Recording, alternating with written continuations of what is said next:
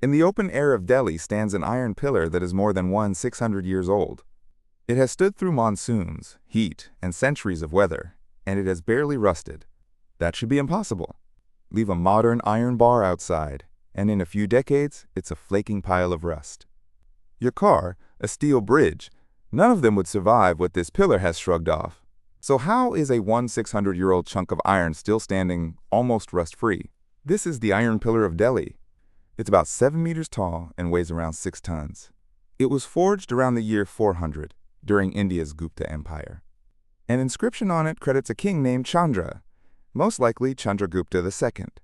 It was later moved to its current home in Delhi, where it has stood ever since.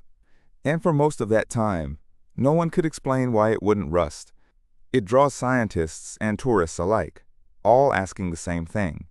To see why that's so strange, you have to understand rust. Iron is not happy being pure metal. In air and moisture, it desperately wants to combine with oxygen and turn into iron oxide.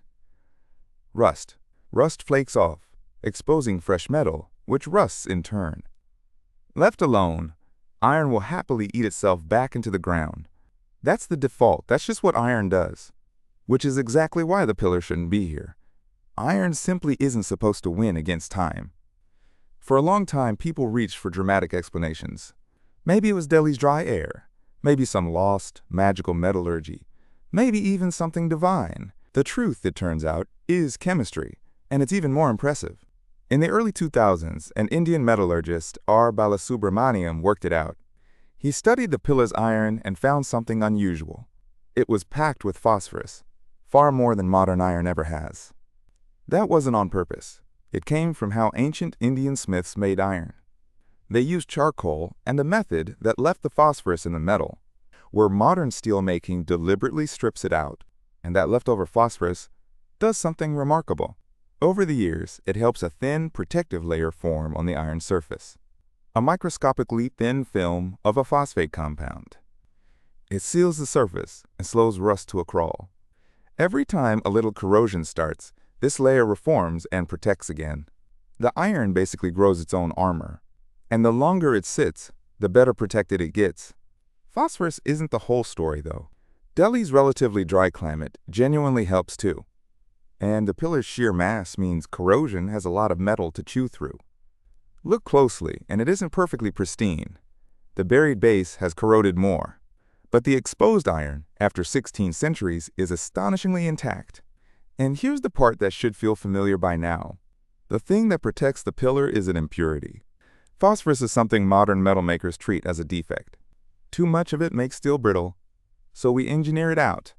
But in this pillar, that flaw is exactly what makes it last. It's the same lesson as Roman concrete and Damascus steel. The secret wasn't some grand design. It was hidden in the ingredients, in something the makers never knew was special. They were just good smiths, using the materials and methods they had. And making it was a feat in its own right. There were no furnaces that could melt 6 tons of iron at once. So the pillar was built up by forge welding many smaller lumps of hot iron together, hammered into one massive column by hand. Each weld had to be clean, or the whole thing would have failed. Doing that, at that scale 1,600 years ago, is extraordinary craftsmanship. So did we lose the iron pillar's secret? Not exactly. Today we understand the chemistry completely, but we did walk away from the method. Modern steel is faster, stronger, and cheaper, and it rusts, so we coat it in paint and zinc. The ancients stumbled into rust-proof iron. We traded it for speed and never looked back. The pillar is a quiet reminder that primitive is often the wrong word for the past. The people who built it weren't chasing a 1,000-year monument. They just built well. For over 1,000 years, a column of iron has stood in the open, refusing to rust, kept alive by an accident of chemistry its makers never understood. The Iron Pillar of Delhi is one more thing the ancient world built better than we'd ever expect. Next time, we leave materials behind for something bigger, an entire city carved into rose-red rock in the middle of a desert, and the hidden engineering that gave it water where there was almost none. Subscribe, and we'll keep digging up the things we forgot.